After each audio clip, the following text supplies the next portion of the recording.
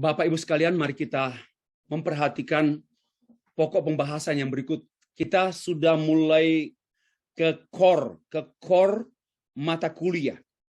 Mengapa saya banyak membahas dulu tentang kepemimpinan, substansinya atau mungkin naturnya, problemnya? Karena kelas ini majemuk, jangan salah paham. Our class is majemuk background studentnya. Ada S1, ada S2, ada yang sudah doktor, ada pendeta, ada pendekar, ada apa. Jadi saya memang sengaja supaya semua kita bisa memiliki perjalanan yang sama, baru tibalah kita pada klimaks pembahasan subjek kita. Bab 9, keseimbangan pemimpin umat. Ya.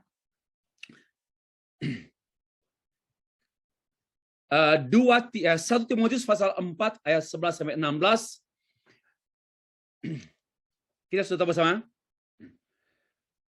Command and teach these things. Don't let any look down on you because you are young, but set an example for the believer in speech, in life, in love, in faith, and in purity. Until I come, devote yourself to the public reading of the scripture, preaching, and to teaching. Ya, ini jadilah teladan bagi orang percaya dalam perkataan, kehidupanmu, kasihmu, imanmu, dan kemurnianmu. Sampai aku datang, arahkanlah dirimu, perhatikan dirimu dalam hal apa? Oh, perhatikan, reading the Bible. Tapi kata reading ini bukan hanya membaca, melainkan understand the scripture. And after that, if you have understanding, please preach and teach. Itu artinya, ya. Bukan sekedar reading, hanya membaca, tetapi memahami. Maka itu belajar. Tidak ada memahami tanpa belajar. Orang boleh membaca tanpa belajar. One more time. Orang bisa membaca tanpa belajar. Tapi orang tidak bisa mengerti tanpa belajar. Nah, dengan belajar, mengerti, bisa khotbah, bisa teaching. Jangan mengabaikan karunia yang ada padamu yang diberikan melalui through a prophetic message, dengan berita atau message yang dinubuatkan. Ketika when the body of the elders lay, pada waktu kamu menerima penumpangan tangan oleh tua-tua jemaat. Ayat 15, be diligent in this matter. Rajinlah dalam hal ini. Give yourself wholly to them. Berikanlah dirimu sepenuhnya kepadanya, kepada keseriusan, pada kerajaan, so that even you may see, sehingga orang melihat your progress. Nah, menarik kan? Bukan melihat keberhasilanmu. Alkitab tidak pernah membahas kata berhasil. Ya. Kalau ada, itu terjemahan keliru. Alkitab menyampaikan adalah progres, supaya kemajuanmu nyata kepada semua orang. Ini progres. Ya, mari kuliah supaya progres. Mari kita meningkatkan diri supaya progres. Dan itu yang kena menjadi kehendak Tuhan. Bukan supaya berhasil, tapi supaya progres. Watch your life and doctrine closely. Awasilah hidupmu dan awasilah ajaranmu. Dan bertahanlah dalam semua itu. Because if you do, it will save both. Dan itu akan menyelamatkan dirimu dan orang-orang yang mendengarkan engkau. Dan menyelamatkan keluargamu, temanmu, gerejamu, anggota gerejamu, masyarakat, bangsa, dan bangsa-bangsa. Perhatikan yang diungkapkan, yang saya berikan warna hijau. Watch your life and doctrine closely. Perhatikanlah dirimu dan ajaranmu dengan serius. Kata closely, saya menerjemahkannya dengan serius. Dengan penuh attention. Pay attention to your life and pay attention to your doctrine. Pay attention to your life, your character, your conduct, but also you must pay attention your mind, your heart, your doctrine, your thinking, your view. Itulah. Ya, disinilah kita membahas mengenai satu aspek mendasar mengenai pengembangan pemimpin dan kepemimpinan Kristen. Satu, mewujudkan, mengharapkan keseimbangan hidup antara life and mind, antara attitude and skill, mengupayakan dan mengharapkan keseimbangan antara kehidupan kita dengan pengajaran kita. Nah, saya bulan lalu menyampaikan khotbah di televisi, saya menekankan demikian. Kita tidak hanya menuntut moral, our life moral life, but also moral doctrine. Ya, ini pengembangan berpikir saja. Banyak orang bicara moralnya bagus, dia lemah lembut, jujur, dia setia dengan pasangannya. Itu namanya moral life. Tetapi jangan lupa, ada moral yang lain juga. Moral teaching. Kalau kita mengajarkan penyesatan, wow, ini moralnya buruk sama dengan moral kehidupan yang kotor. Bapak Ibu sekalian, persoalan bangsa Indonesia berakar pada persoalan ini pengantar ya. Persoalan bangsa Indonesia terletak atau berakar pada persoalan sumber daya manusia yang tidak memiliki keseimbangan menurut saya. Saya sudah tulis dalam buku saya, Re-Indonesianisasi Bangsa. Cerdas intelektual, miskin karakter. Cerdas sosial, miskin moralitas. Berilmu, tapi tak terampil. Terampil, tetapi nggak bermoral. Inilah wajah SDM Indonesia pada umumnya. Jangan marah. Pada umumnya, mau di Kementerian Agama ke, apalagi sampai kasus jual kitab suci loh. Korupsi kitab suci. Korupsi ibadah. Agama. Wah, siapa bilang enggak buruk? Enggak usah nutupi daripada munafik. Orang Indonesia memang cenderung munafik. Beragama, tapi kedukun juga. Coba lihat ya. Waktu gubernur-gubernur dari seluruh provinsi datang membawa tanah ke Kalimantan itu loh, untuk menjadi kota Nusantara. Membawa tanah semua. Ya. Apa yang terjadi? Adalah gubernur-gubernur yang membawa tanah dengan didoakan. Didoakan. Orang beragama tapi tuyul-tuyul juga ada. Ini namanya aneh loh. Apalagi dengan yang lalu itu balap motor di Mandalika. Hujan. Lalu minta pawang hujan. Ini aneh loh Indonesia ini. Saya katakan ini aneh. Satu sisi orang beragama, tetapi membuka dukun-dukun, tahayul-tahayul. Maka itu seorang budayawan Indonesia yang lalu menulis tentang Indonesia, dia mengatakan Indonesia ini memang munafik. Kenapa? Beragama tapi juga berdukun. Persoalan lembaga gereja dan gerejawi bukan karena anggaran dasarnya, bukan karena anggaran rumah tangganya, bukan pada kekurangan fasilitas, bukan karena kurangnya gaji atau allowance pendeta atau pemimpin gereja, melainkan karena tidak memiliki keseimbangan diri atau tidak memiliki keseimbangan hidup. Banyak pemimpin bangsa kita yang tidak memiliki keseimbangan diri. Banyak pemimpin gereja yang tidak memiliki keseimbangan diri. Baru 2 tahun, baru duduk di kursi menteri, korupsi. Seperti menteri sosial yang lalu. Wow, ngeri banget. Mencuri uang negara, uang rakyat. Menteri sosial yang sosial. Itu loh, menyedihkan sekali. Ya, tapi dia diberikan penghargaan. Sebelumnya dia diberikan penghargaan. penghargaan anti korupsi. Coba lihat Indonesia kita ini. Sedihlah. Marilah kita jadi warga negara Indonesia yang menangis. Saya harap Bapak Ibu malam hari ini, kesedihan Bapak Ibu makin bertambah. Itu tujuan saya mengajar. Kalau hanya dapat mata kuliah, dapat nilai A, saya kecewa.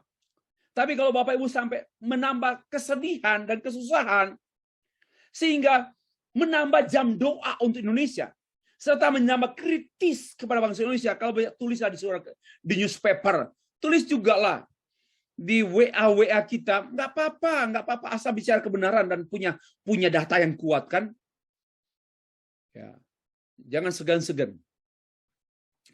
Nah, berkaitan dengan pembahasan tadi, kita kembali ya melihat supaya kita keseimbangan hidup itu diuraikan oleh Paulus dalam tulisannya surat pengembalaan kepada Timotius.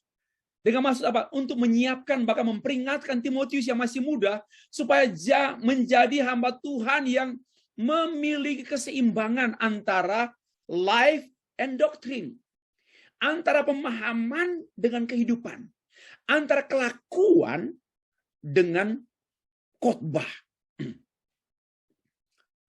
Karena itu Paulus memberikan peringatan kepada Timotius, awasilah dirimu, awasilah ajaranmu, supaya Timotius menjadi hamba Tuhan yang memiliki keseimbangan, yang saya gabung dengan istilah doctrinal life. Kan begini, doctrine and life. Bisa dipikirkan doctrinal life, artinya kehidupan doktrin. Bahwa hidup kita ini itu merupakan hidup pengajaran yang terbaca. Any people can see and read my life and they can know the doctrine in my life. Tapi boleh juga begini, living doctrine. Ya, doctrinal life and living doctrine. Doktrin yang hidup. Awasilah dirimu dan awasilah ajaranmu. Ini keseimbangan seorang pemimpin. Ya. Tidak hanya pemimpin gereja, tapi juga pemimpin bangsa. Doktrin bangsa kita apa? Pancasila. Lalu kemudian dijabarkan. Nah ini boleh, baru cocok Pak David, Pak David. Pancasila terjabar pada UUD 45. UUD 45 terjabar pada undang-undang pendidikan, undang-undang apa saja, hukum apa saja. Dan terjabar pada keputusan menteri. Itu harus garis lurus ke bawah, vertikal. Ya, itu yang benar sebenarnya. Begitulah yang waras. Tapi kita kadang-kadang minta maaf. Indonesia ini mensejajarkan antara undang-undang dan Pancasila. Ini aneh bin ajaib. Aneh betul. Ya. Awasilah dirimu menyangkut apa? Saya Indonesia.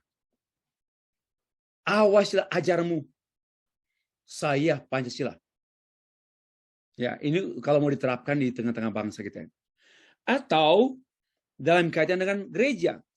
Awasilah dirimu apa? Hamba Tuhan. Orang percaya. Tapi awasilah dirimu juga, awasilah ajaranmu. Apa yang kau imani? Siapa yang kau percaya? Dan keyakinanmu, imanmu. Nah ini harus seimbang. Latar belakang Bapak Ibu. Latar belakang peringatan. Awasilah dirimu. Awasilah ajaranmu. Paulus oleh pimpinan Roh Kudus mencermati adanya gejala yang akan terjadi, yaitu adanya orang-orang yang mundur yang dikenal dengan sebutan murtad. Ayat 1 dalam teks yang kita baca tadi. Nah, arti murtad di teks ini ialah orang-orang yang berpaling, meninggalkan ajaran sehat, lalu mengikuti ajaran sesat. Sehat dan sesat hampir sama. Hati-hati. Dari sehat menjadi sesat. Harusnya dari sesat jadi sehat. Nah, perhatikan ajaran sesat yang digambarkan oleh Paulus dalam ayat 1-3 adalah ajaran asketisme, yaitu hidup berpantangan, nggak mau, jangan kawin, jangan makan, biar dianggap rohani. Ini juga sekarang kan banyak larangan-larangan, pantangan-pantangan rohani, supaya dianggap katanya bisa ketemu Tuhan, bisa lihat Tuhan. Kebanyakan omong kosong. Ini asketisme.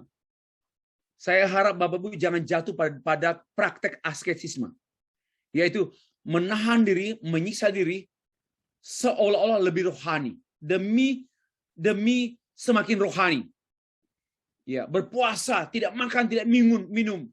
Supaya dianggap makin rohani. Hati-hati. Bagi saya, terbalik. Nanti pembahasan lain lah, tidak menyangkut itu.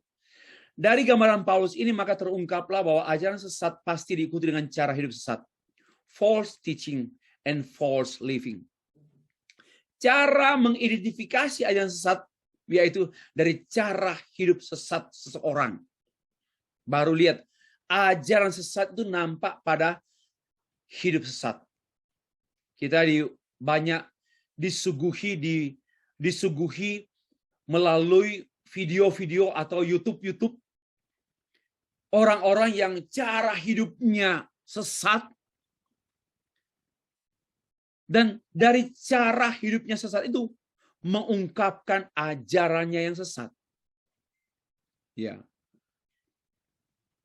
tempo hari sempat saya tidak lagi tidak punya waktu lah untuk menjelaskan beberapa orang yang mengklaim diri lebih hebat dari Paulus.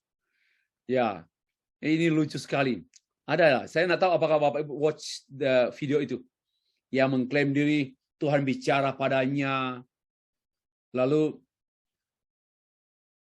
peristiwa meninggalnya hamba Tuhan namanya Pak Pariaji. Pak Pendeta Pariaji. Ya, ini jangan di-cut karena ini benar. Lalu muncullah pendapat orang tentang Pak Pariaji ini. Ini semua aneh-aneh itu. Ya, mengklaim diri. Ini aneh. Jangan, ini orang yang namanya false teaching and false life. Ya. Padahal Tuhan Yesus memberikan petunjuk. Cara mengidentifikasi, Bapak Ibu tadi ya, saya tidak menceritakan tentang Pak Pariaji almarhum, enggak. Tapi orang-orang yang mengomentari beliau yang sudah meninggal itu, orang-orang aneh. Ya, itu jangan salah paham juga. Nah, Tuhan Yesus sudah memberikan petunjuk. Dari buahnya lah kau mengenal mereka. Dari apa? Dari kelakuannya lah, dari hidupnya. Kalian, dari latar belakang ini saya mengajak Bapak Ibu memikirkan tentang pengertian keseimbangan. Pengertian dari peringatan seimbang. Setelah Paulus menjelaskan ajaran sesat dalam ayat 1-2, dan setelah Paulus memberikan sejumlah instruksi, perintah dalam ayat 6-15, jauhilah tahayul, latihlah dirimu beribadah, beritakanlah firman, jadilah teladan, bertekunlah membaca kitab suci. Setelah memberikan instruksi-instruksi ini, akhirnya Paulus merangkum instruksi tersebut dengan peringatan keras. Awasilah dirimu, awasilah ajaran. Ya. Dia jangan begini, hati-hati, jauhilah, latihlah dirimu beribadah, beritakanlah firman, jadilah teladan. Oke. Dia simpulkan dengan satu pernyataan.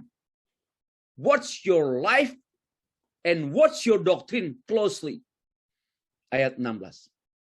Nah, next. Arti kata awasilah dalam bahasa Yunani, epeche. Dari kata dasar, epeso. Artinya apa?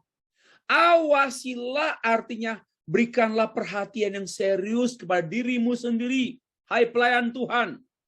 Karena kamu jangan habiskan perhatianmu pada jemaatmu, tapi dirimu kau tidak perhatikan. Apakah hidupmu sehat atau sakit? Ajaranmu sehat atau sakit? jangan menyepelekan dirimu. Jangan fokus pada ministry. Jangan fokus menghabiskan banyak waktu melayani, tapi dirimu dan keluargamu kau abaikan. Yang kedua, awaslah dirimu, artinya amatilah dirimu sendiri. Amati, watch. Amatilah ajaranmu, periksa. Maka itu sekolah. Jangan berhenti. Sekolah, belajar terus. Belajar untuk apa? Untuk kita mengamati ajaran kita. Dengan sekolah, kita bisa mengamati ajaran kita. Ya, dari awal pelayanan sampai akhir kita amati. Amati hidup kita, amati ajaran kita. Periksa terus. Don't say enough. Kita harus terus terbuka. Bapak-Ibu sekalian. Berikut, apa arti awasilah? Apa arti awasilah? Waspadalah, waspada, waspada. Salah ketiga. Dirimu dan waspadailah ajaranmu. Jadi kita tidak mewaspadai orang lain, mewaspadai ajaran orang lain, termasuk mewaspadai khotbah kita, mewaspadai doa kita, mewaspadai omongan kita, termasuk saya sekarang ini, mewaspadai ajaran saya. Karena ancaman dan bahaya terbesar diri kita sendiri, ajaran kita sendiri. Bapak-Ibu sekalian, bahaya terbesar bagi orang-orang yang kita layani, ya, yaitu diri kita sendiri menjadi bahaya bagi orang yang kita layani. Cara hidup kita yang sesat menyesatkan jemaat. Ajaran kita yang sesat menyesatkan jemaat. Itu bahaya besar dalam gereja, yaitu bahaya hamba Tuhan, bukan jemaat. Bapak-Ibu sekalian, awasilah artinya periksalah dirimu, diagnosa. Ya. Periksalah, diagnosalah ajaranmu. Maka itu upgrade dirilah. Ikut seminar lah, ikut konferensi lah, kuliah lah. Jangan cukup bilang sudah. Kebanyakan saya memberikan peringatan besar kepada waktu saya mewisuda sejumlah 17 orang doktor. Ya, saya beri peringatan begini. Kalian hati-hati. Sudah doktor, sombong, nggak mau belajar. Akhirnya nggak berbuah. Saya melihat begini loh. Orang-orang yang saya wisuda doktor yang lalu sampai sekarang tenggelam, nggak ada buahnya. Bukan berhasil, nggak ada buahnya, tenggelam. Nggak tahu ini di mana, di Kalimantan, di Sumatera, buat apa di sana dia. Doktor tenggelam, harusnya bersuara. Ya, harusnya berbuah lebat.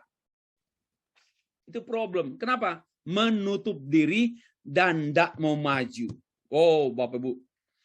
Saya ada konferensi luar negeri atau dalam negeri nasional atau satu apa di gereja sendiri. Saya beri perhatian serius. Saya mau belajar. Awasilah dirimu, periksalah dirimu, ajaranmu.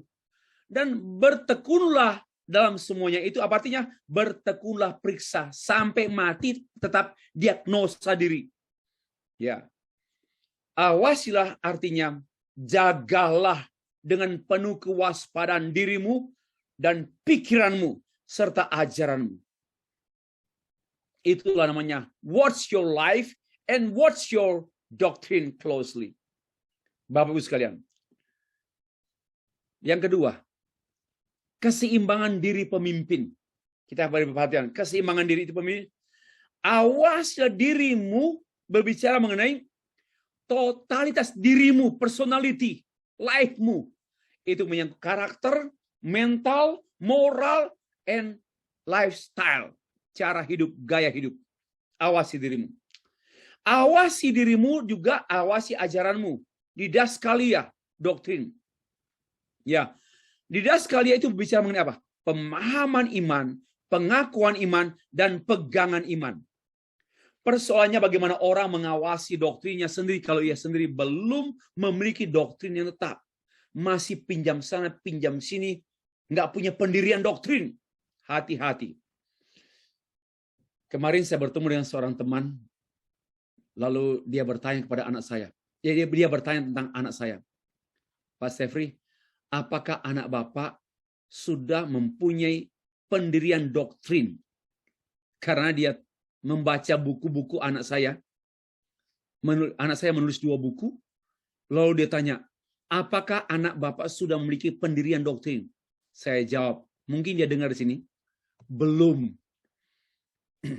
Masih pendatang baru. Masih harus banyak belajar sampai pada satu konklusi. This is my faith. This is my teaching. And this is my doctrine. Yang kokoh. Itu loh. Bapak Ibu sekalian. Doktrin yang dimaksudkan bukanlah aliran teologi, melainkan pemahaman iman. Ya, pegangan iman dan pengajaran iman yang lahir dari pembacaan kitab suci secara intens. Itu namanya apa? Belajar. Wow, Bapak Ibu, mari kita tolong jemaat kita harus belajar, bukan baca Alkitab, belajar. Mari kita buat sekolah kaum awam di gereja. Jangan hanya 2 tahun, seumurnya, selama-lamanya sekolah kaum awam di gereja. Rancanglah. Biarpun hanya seminggu sekali, tapi teratur terus. Karena memang gereja bukan hanya pusat penyembahan. Gereja pusat pendidikan orang percaya. Holy, masih bicara tentang keseimbangan. Holy living and sound doctrine. Sesungguhnya bukan 2 unsur yang berdiri sendiri-sendiri, melainkan satu kesatuan yang mengungkapkan keseimbangan. Kehidupan kudus dan pengajaran yang murni. Itu tidak mungkin terpisahkan. Kita bisa menyaksikan di media massa atau di media elektronik tentang orang-orang yang hebat di sisi tertentu, tapi miskin di sisi yang lain. Kenapa? Tidak ada keseimbangan. Ini peringatan untuk saya, untuk kita sekalian. Keutuhan. Mungkinkah ada orang bisa hidup benar, kudus, tanpa memiliki ajaran yang benar? Jawab saya, impossible. Gak mungkin. Mungkinkah orang bisa hidup sehat tanpa pengetahuan mengenai cara hidup sehat? Tidak mungkin. Tidak mungkin. So, karena itu must be balance. Must be balance. Harus seimbang. Nah, siapa yang menyeimbangkan? Tuhan. Tuhan. Kita hanya terbuka. Mau enggak? Ya. Mau tidak diseimbangkan? Dan itu melalui belajar Alkitab secara intentional. Maka bagi saya, majelis-majelis gereja yang tidak belajar Alkitab secara intentional hanya pejabat, bukan pemimpin gereja. Sayang sekali. Oh, gereja kan dipimpin oleh firman Tuhan. Bagaimana mereka nggak belajar Alkitab, memimpin gereja? Keluar. Nah ini yang saya bilang tadi kali ya Pak. Keluar. Kenapa? Palsu. Palsu. Mungkin ini yang Pak David tangkap dari saya tadi. Jangan jadi majelis gereja kalau memang palsu. Kalau jadi majelis gereja harus cinta gereja. Iya. Lalu saya tanya, bagaimana cinta gereja? Sayang Alkitab. You say that you love Jesus Christ, but you don't care His word. Nggak mungkin. Kau berkata bahwa kau mencintai Tuhan. Ku cinta Tuhan. Tapi nggak cinta firman-Nya. Nggak mungkin. Nah, yang begini Pak David, saya bilang, kalau boleh jangan jadi majelis. Dan jangan diangkat perusak gereja. Ini kan bukan panggilan, ini lain tadi. Nah, atau kalau boleh turunlah majelis-majelis yang tidak cinta Tuhan dan tidak cinta firman Tuhan, tolong turun dari kemajelisan. Jadi jemaat biasa saja. Daripada ngatur gereja tanpa firman, merusak gereja. Betul, ini saya bicara serius dengan sadar. Kita hamba Tuhan saja masih banyak kesalahan, Pak, Bu. dalam mengatur gereja. Toh juga sudah berusaha according to the Bible. Tapi masih juga kan ditemukan kekurangan. Apalagi yang nggak belajar Alkitab. Mau pimpin gereja. Lalu menjadi ketua majelis gereja yang adalah seorang banker BCA atau BNI. Karena dia ngetop, dia kaya, jadi ketua majelis gereja. Lalu ngatur pendeta. Itu cara setan. Ngatur pendeta dengan cara-cara tidak alkitabiah. Kenapa? Oh, nggak ngerti Alkitab? Itulah wajah gereja dari abad ke abad, Bapak Ibu sekalian. Saya nggak segan-segan bongkar saja. Saya kalau khotbah, saya suruh teriak majelis pun. Kalau saya bilang, kalau engkau hidup nggak beres, jangan coba-coba bertahan jadi majelis. Ya, nggak usah jadi jemaat biasa saja. Daripada majelis tapi nggak ada isi. Sekarang yang saya amati ya, majelis ini terlalu banyak hanya aktif di gereja untuk hal-hal organisasi. Kalau lihat elders ya, elders itu dan deacon dalam bahasa Indonesia deacon, lalu elders, penatua. Oh, beda sekali. Penatua sekarang lebih banyak main-mainnya. Penatua pada zaman rasul-rasul itu soko guru gereja, tokoh gereja, Bu. Itu orang seperti Polikarpus. Polikarpus itu adalah elders Smyrna. Ya. Sekarang jadi begini. Mengalami kemerosotan arti dan peran majelis gereja.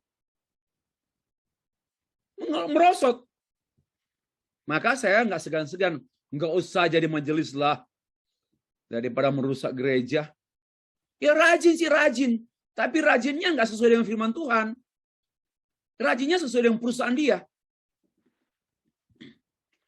Sesungguhnya orang seperti ini menerapkan hidup benar dengan standar benar umum ya, standar benar moral umum, sehingga ya itu ada pada semua orang. Karena itu, orang bisa berpendapat bahwa kelakuan orang non-Kristen masih jauh lebih baik daripada kelakuan orang Kristen. Coba, orang sampai berpendapat demikian. Kenapa? Saya maklumlah, karena kita kontras begitu. Hidupnya kontras gitu. Walaupun sebenarnya enggak. Orang non-Kristen juga banyak jahatnya kan. Orang nggak beragama juga banyak jahatnya. Tapi karena kita sering ngomong baik, tapi kenyataan tidak baik, maka disoroti gitu loh. Maka kita bilang, lebih buruk kita. Itu loh. Sebenarnya semua orang berdosa. Biarpun beragama dan berilmu. Nah, tetapi mengapa orang Kristen yang dituduh lebih buruk? Karena orang Kristen ngomongnya baik, hidupnya nggak baik. Maka disoroti. Gitu loh. Padahal semuanya sama.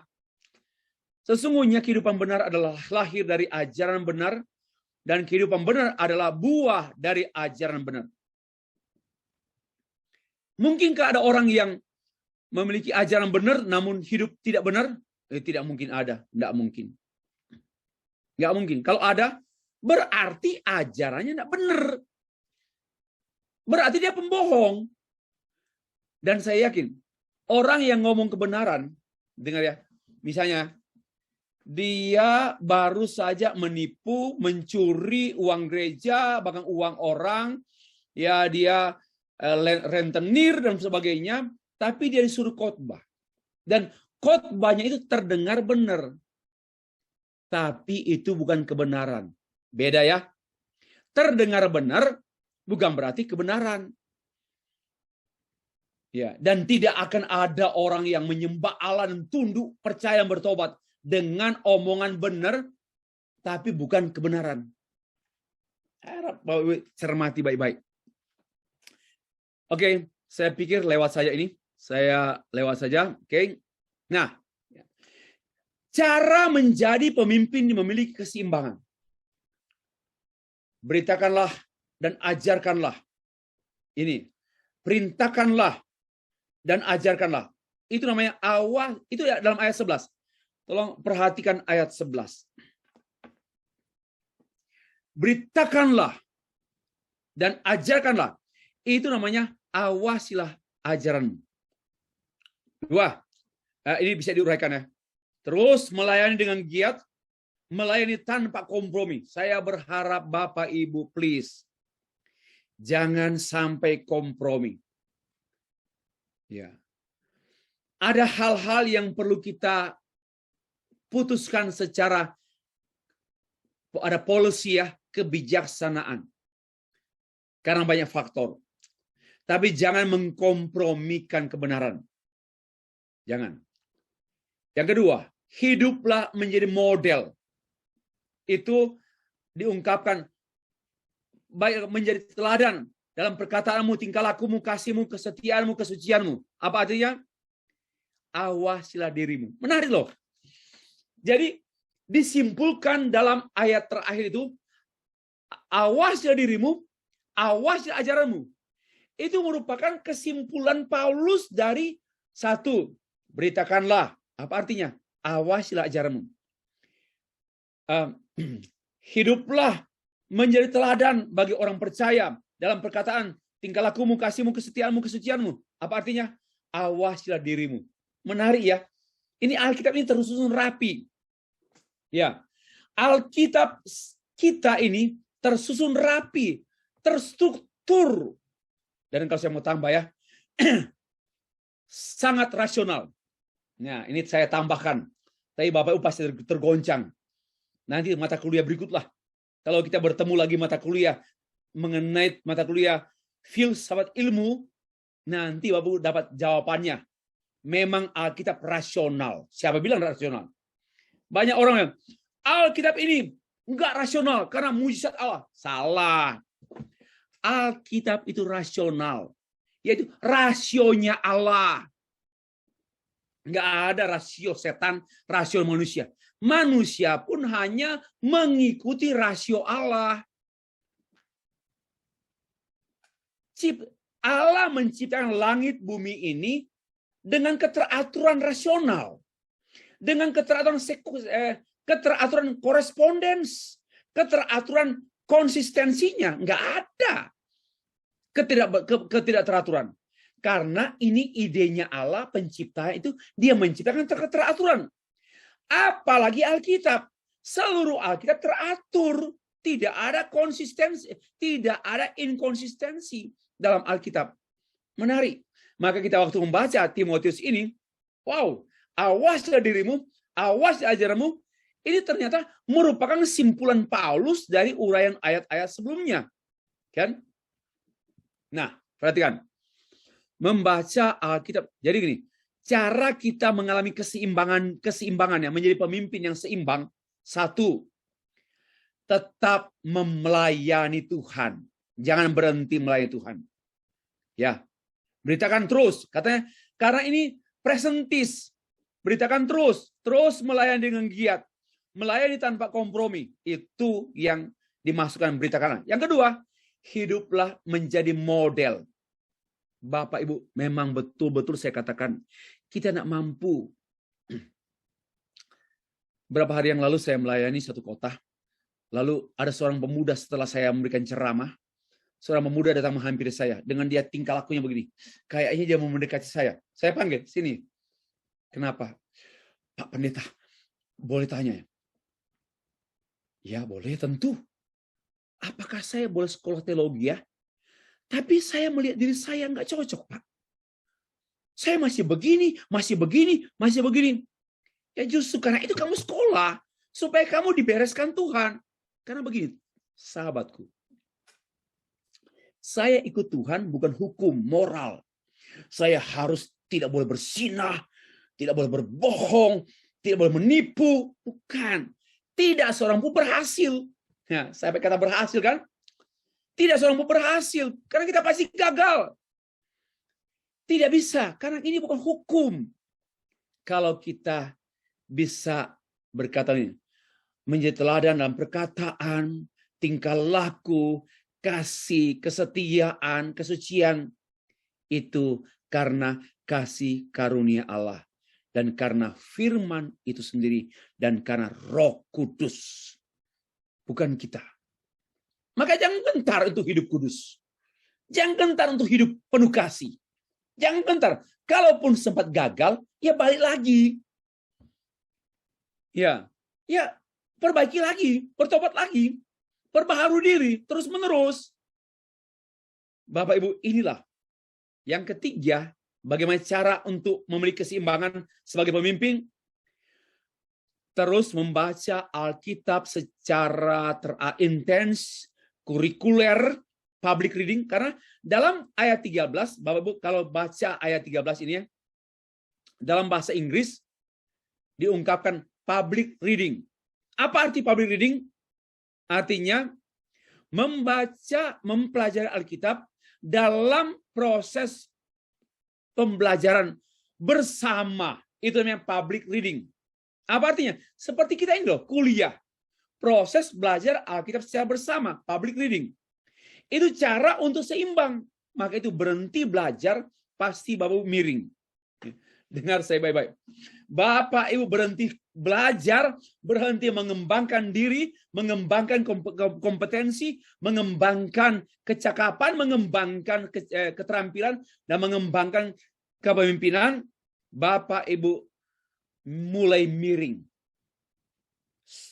Stop learning, miring. Maka jangan pernah berhenti. Jangan pernah berhenti. Saya mempelajari biografi tokoh-tokoh yang dipakai Tuhan dengan pengaruh yang berkepanjangan dan besar. Contoh Stephen Tong. Beliau tidak pernah berhenti belajar. Walaupun sebenarnya beliau tidak pernah kuliah sampai master dan doktor. Sejauh yang saya tahu, dia hanya belajar bachelor teologi. Tetapi dia jauh lebih kuat belajar dari banyak orang bergelar doktor atau profesor. Bukan profesor, PhD. Kenapa? Karena dia awasi dirimu sendiri. Awasi ajaranmu. Apa artinya? Belajar serius, berlelah-lelah, belajar filsafat demi firman, sayang demi firman. Itu pun saya berpikir, saya belajar ilmu itu apapun saya belajar demi firman. Ya, bukan melawan firman. Terus menerus mengupayakan kemajuan teruji nyata pada semua orang. Itu namanya bertanggung jawab. Awasilah dirimu dan awasilah ajaranmu. Keseimbangan hamba Tuhan atau pemimpin gereja, saya simpulkan demikian. Rasional and relational, personal and communal, understanding and experience, interpersonal and intrapersonal, dan trust and trusted. Bapak Ibu sekalian, lead and lead it. Inilah simpulan saya dari penjelasan saya tadi tentang keseimbangan. Rasional, yes, and relasional, hubungan. Personal, of course, and communal, yes. Understanding, betul, but experience juga, of course. Interpersonal, betul. Saya punya hubungan interpersonal. Tapi juga ada intrapersonal. Sampai pada hubungan menyelami, memahami, empati. Gitu. Trust, percaya, dan dipercaya. Memimpin dan dipimpin. Inilah yang namanya keseimbangan seorang pemimpin, Bapak Ibu sekalian. Nah, berkenaan yang itu ada 5 keseimbangan hamba Tuhan tadi. Ya, tadi yang dari tadi saya meramu lebih detail lagi. Calling, character, capability, capacity, and commitment. 5C. Dan saya dan istri menulis buku tentang teologi pernikahan Kristen pada usia pernikahan kami tahun 2016 yang lalu. 25 tahun. Sekarang kami memasuki tahun 31 tahun.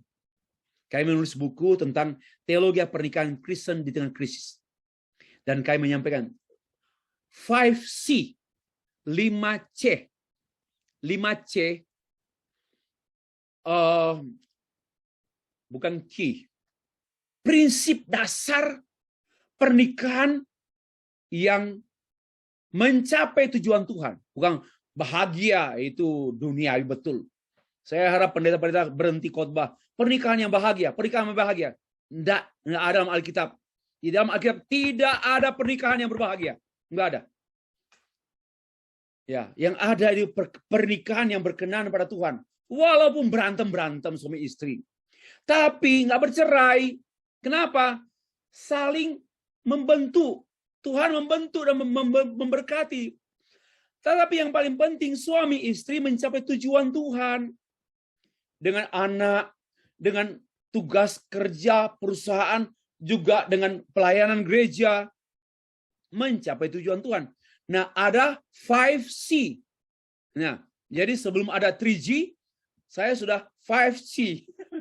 3G, 4G, 5G. Nah, saya bukan G, C, C. 5C. Itu ada lain yang untuk teologi pernikahan Kristen. Ya. Tapi ini namanya 5C ini calling, character, capability, capacity, and commitment. Inilah keseimbangan pemimpin Kristen. Ada calling, yes, starting point-nya pada calling yang terungkap pada karakternya. Wah, karakternya apa? Lembut, bukan lemah gemulai. Gampang bertobat itu namanya karakter. Dan nggak ngoyo, nggak ngotot, gampang berkata sorry. Itu loh karakter bagus. Di mana ya saya, negara mana ya? Susah saya dengar orang bilang sorry. Negara mana ya? Orang ngomong say sorry itu susah sekali. Ya, karakternya lemah. Lalu capability ini dan juga ada beda ya, capacity itu daya tampung. Capability ini power itu kalau kita pinjam istilah profesionalitasnya itu capability. Tapi namanya capacity, daya tampung. Wow, dia luas sekali. Dia menerima banyak ilmu sampai luas sekali cara berpikirnya. Kapasitasnya mampu menampung banyak. Lalu bukan diakhiri ya, ditindaklanjuti dengan komitmen. Ya, inilah buah uraian dari teks Alkitab yang saya ramu, yang saya expose, kemudian saya sajikan dengan menemukan kesimpulan-kesimpulan tadi dan menurunkan sampai pada 5C ini. Terpujilah Tuhan Yesus Kristus. Amin.